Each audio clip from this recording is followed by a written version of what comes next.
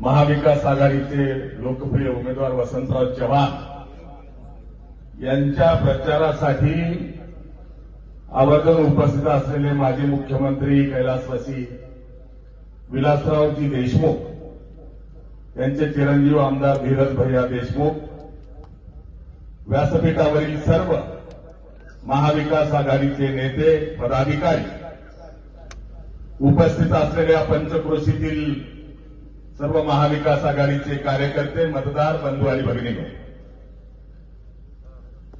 या ठिकाणी नांदेड लोकसभेच्या महाविकास आघाडीच्या उमेदवाराच्या प्रचारासाठी आपण एकत्र आलो आहोत. वेळ कमी आहे आणि बोलण्यासारख्या अनेक बाबी आहेत, पण मी आपल्याला या ठिकाणी आवर्जून सांगितलं पाहिजे की मी सेवा संघटना आणि सेवा जनशक्ती पार्टी यांचा संपूर्ण महाराष्ट्र राज्यामध्ये महाविकास आघाडीला जाहीर पाठिंबा व्यक्त केलेला आहे. बांधवांनो, पाठिंबा का दिला त्याचं मुख्य कारण जर काय असेल तर आज ही निवडणूक कोण्या उमेदवारापुरती मर्यादित नाही, तर या देशाची लोकशाही आणि संविधान वाचवण्याची ही लढाई आहे.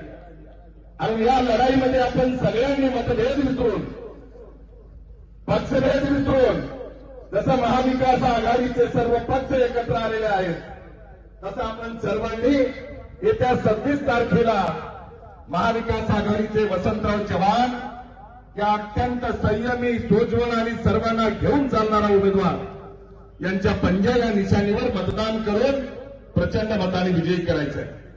धीरज भाई, कालही सांगितलं, आजही आपल्याला सांगेल, नांदेडचा महाविकास आघाडीचा उमेदवार हा किमान 2 लाख मताच्या लीडने निवडून येणार आहे. काय दिलं भाजपने देशामध्ये, भाजपने काय केलं यावर मी बोलणार नाही. कोणी सांगितलं पाहिजे, कोणी फसवलं या समाजाला. या राज्यामध्ये खऱ्या अर्थानं सगळ्या समाजाला झुलवत ठेवून फसवण्याचं काम जर कोणी केलं असेल तर ते देवेंद्र फडणवीस यांनी केलेलं आहे. आणि म्हणून मी त्यांचं नाव देवेंद्र फडणवीस न ठेवता देवेंद्र फसवणीस केलेलं आहे. तर मी त्याचा साक्षीदार आहे. 2019च्या निवडणुकीमध्ये शिवसेना भाजपा एकत्र होती आणि म्हणून त्यावेळेला माझी ही शिवा संघटना म्हणून राज्य पातळीवर त्यांची चर्चा झाल्यानंतर काही त्यांनी वायदे केले होते, शब्द दिले होते. त्या शब्दावर आम्ही शिवसेना भाजपा महायुतीला पाठिंबा दिला. या नांदेड जिल्ह्याचा महाभाग असलेला खासदार जो तुम्ही आम्ही निवडून दिला, त्या निवडून आलेल्या खासदाराला सुद्धा स्वप्नात वाटलं नव्हतं की माजी मुख्यमंत्री असलेल्या अशोकराव चव्हाणांना मी पाडून निवडून येणार आहे. परंतु विजय हा झाला. 5 वर्षात काय दिलं या खासदारांनी? मित्र, मी अनेक वेळेला सांगितलं की हा खासदार जसा या ठिकाणी आपला खासदार दिसायला वरून जेवढा काळा आहे त्याच्यापेक्षा 10 पट पोटातून काळा आहे. आणि अशा माणसाला निवडून दिलं. आणि भाजप सुद्धा त्यापेक्षा कमी नाही. आरक्षणाचा मुद्दा मी सांगितला. या भागामध्ये धनगर समाज आहे, मराठा समाज आहे. माझ्या समाजाला वीरशैव लिंगायत समाजाच्या 24 जाती शिवा संघटनेच्या माध्यमातून आम्ही ओबीसी आरक्षण मिळवून दिलं. परंतु भाजपच्या महाभाग असलेल्या या माजी मुख्यमंत्र्यांनी आश्वासन दिलं होतं, धनगरांना आरक्षण देण्याचं आश्वासन दिलं, मराठा समाजाला आरक्षण देण्याचं आश्वासन दिलं. ओबीसी आणि मराठा एकमेकाच्या अंगावर सोडायचे आणि आपण मात्र खुर्ची भोगायची. ही नीती यांची आहे. धनगर समाजाला मला आवर्जून सांगायचंय, मराठा समाजाला फसवलंय. धनगर समाजाला सुद्धा सांगायचंय, बांधवले 4 दिवसापूर्वी सुप्रीम कोर्टाचा निकाल आला. काय निकाल आहे? जेव्हा उद्धवजी ठाकरे मुख्यमंत्री होते तेव्हा मराठा समाजाच्या आरक्षणाचा निकाल सुप्रीम कोर्टातून उलटा आला आणि यांनी आरक्षण रद्द केलं. वकील चांगले लावले नाही. अशा वल्गना याच देवेंद्र फडणवीसने केल्या. मग धनगर समाजाची याचिका सुप्रीम कोर्टामध्ये होती. धनगर समाजाला एसटीचं आरक्षण देता येणार नाही अशा प्रकारचा निकाल मागच्या 4 दिवसापूर्वी सुप्रीम कोर्टाचा आलाय.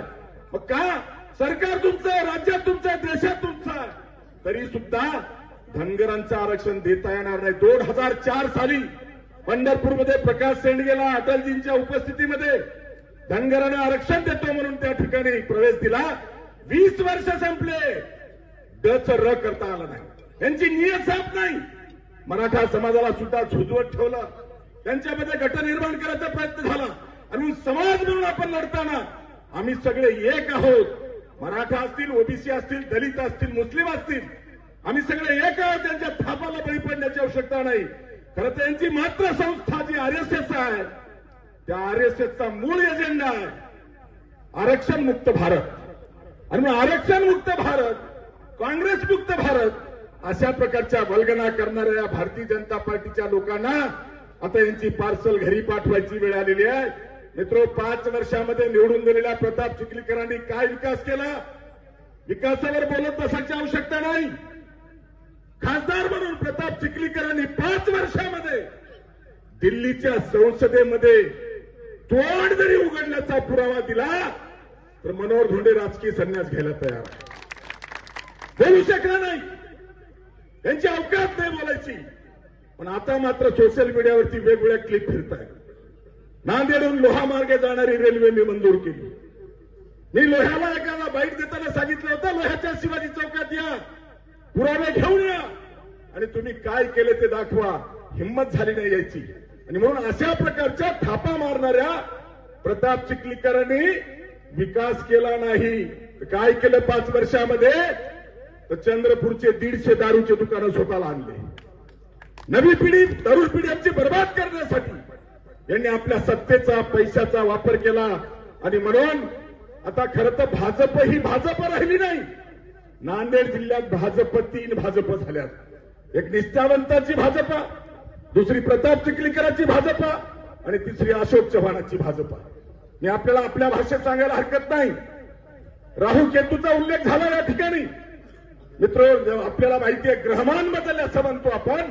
4 महिन्यापूर्वी आज नांदेड जिल्ह्याचं ग्रहमान बदललंय. राहू आणि केतू जेव्हा एका घरात येतात तेव्हा अनिष्ट असते. आणि प्रताप चिखलीकर नावाचा राहू 6 घरं फिरून भाजप नावाच्या 7व्या घरात स्थिर झालाय.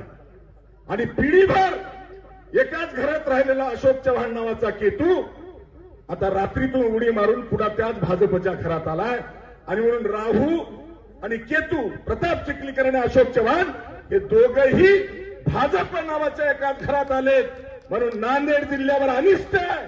त्या अनिष्ट जर आपल्याला बदलायचं असेल तर उद्याच्या 26 तारखेला तुम्हाला आणि मला एकजुटीनं, कोणाच्या मान अपमानाची अपेक्षा न करता, गटातटाची गावागावात गट असू शकतात, आणि सगळ्या बाजूला सारून देश वाचवायचा असेल, बहुजन, ओबीसी, दलित, आदिवासी, शेतकरी, कष्टकरी आणि उपेक्षित लोकांना न्याय द्यायचा असेल तर बांधून आपण एकजुटीनं 26 तारखेला पंजा या निशाणीवरती मतदान करून वसंतराव चव्हाण यांना प्रचंड मताने विजयी करायचंय. मी 15 जिल्हे फिरून आलो.